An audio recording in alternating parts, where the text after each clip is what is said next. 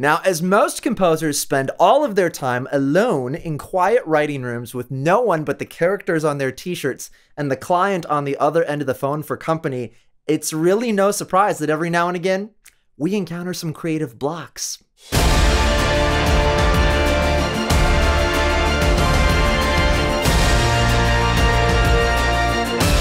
Writer's block can either be the bane of our existence or an opportunity to reevaluate how we approach our composing process. Now, while this video is meant for composers, it could really help anyone who's sojourning onto a new creative endeavor. Now, for me, writer's block generally happens about once a year, and when it hits me, it hits hard. We're talking maybe anywhere from 2 weeks to a month, where really getting the kind of creative ideas out that I need to is a real struggle and a huge challenge. Thankfully, it hasn't happened to me on a project yet. In some respects, I think that's because a deadline is a really good way to kind of move things along. We sometimes give ourselves too much leeway, we procrastinate, or we really create problems in our own head that aren't there. And sometimes a deadline is a great way to just kind of strip all those things away. But when it does strike and I don't have a deadline to kind of help dig me out of a hole, these are some tactics I use to overcome it. But before we get to those tips, let's talk about the academic definition of insanity, which is doing the same process again and again and again, but expecting different results. If what you're working on and the way that you're approaching it as a composer isn't generating ideas or generating the ideas that you want, maybe it's just time to switch up how you're doing things. So with that in mind, let's change things up by doing the quickest, easiest, and most obvious thing, which brings us to our first tip. Get the hell out of the studio. Should we go on a walk? I guess that means yes. The unfortunate truth is that sometimes studios just aren't that conducive to creativity. They often lack natural light, there's no noise from the outside world, and they're dark. We don't really have any other outside stimuli to inspire us. The way I kind of talk about this with my students is that it's a little bit like shutting off the water to your house, but still expecting to be able to take a shower. It's not going to happen, and you're probably not going to be all that inspired. So the second way to get rid of writer's block if you're not on a deadline is to take an extended break. And when I say extended, I mean a week, 2 weeks. If you don't have projects lined up and you have the financial ability to take a step back and say, you know what, I'm going to step away from composing and let the batteries recharge, I can't recommend this enough. If you have that luxury, do it because it does yield results. Another way to think of this is thinking of your creativity as a natural resource. If you're constantly dipping into that same well again and again and again, eventually, if you don't give that well a chance to recharge and replenish, it will run dry. This is sort of a means of practicing creative conservation and allowing yourself to recharge when you have the ability to do so. Number 3, do something that's related to music, but that isn't composing or isn't writing. So for example, that could be registering tracks with your performing rights organization, catching up on your expenses, especially if tax time is approaching and you want to get those write-offs. Do something that needs to get done, but that allows you to kind of shut your brain down, go on autopilot, and still be productive. Number 4, take preventative measures. So let's think about this in a different way. What's the best way to prevent heart disease?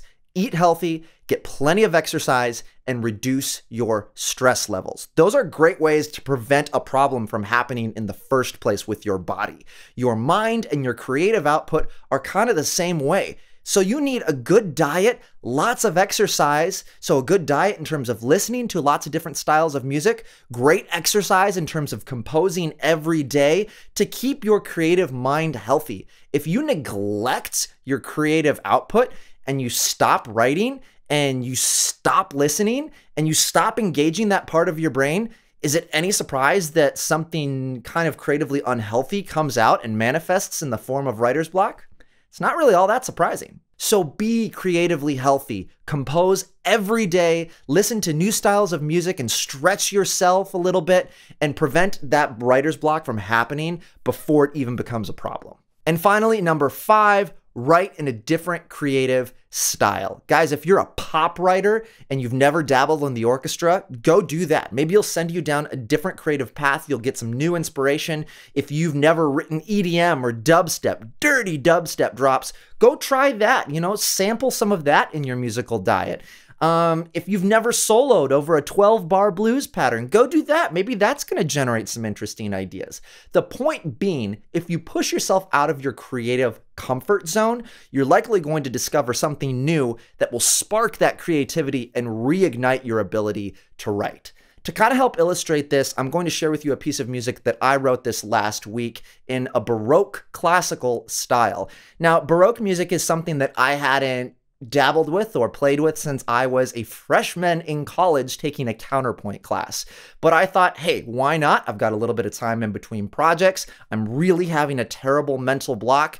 And guys, believe it or not, this piece really saved me. So with those 5 tips in mind, enjoy this new piece of music that I created and get creative.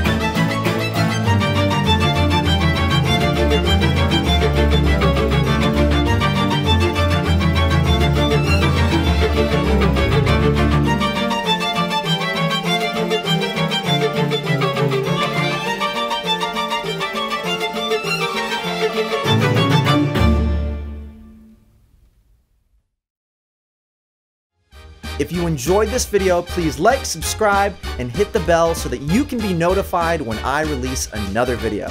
Take care, guys, and talk soon.